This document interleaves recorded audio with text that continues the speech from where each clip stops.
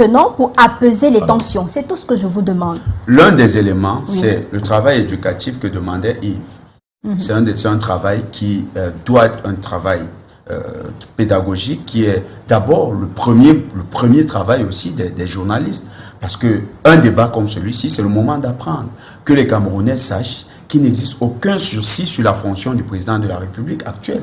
Si le président a un âge avancé, 93 ans, 92 ans, eh bien cet âge n'est pas une limitation constitutionnelle.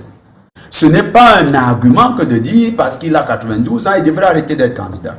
Donc, il faut le challenger sur les idées politiques. Il faut arrêter de tenir ce genre de discours. Il est libre, il est libre de tenir ce son avis. discours, aller dans les réseaux sociaux, annoncer que s'il est candidat, il y aura l'hécatombe, ça envenime le discours de la haine.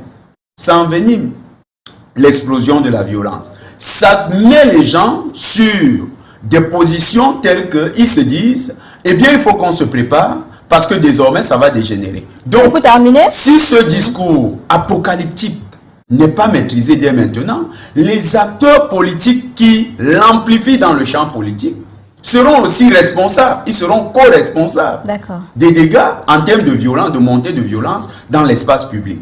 On doit rentrer dans un discours policier, un discours qui respecte tous les acteurs politiques. L'âge d'un candidat n'est pas un argument politique. Ce qui fait la force d'un politique, c'est la proposition de valeurs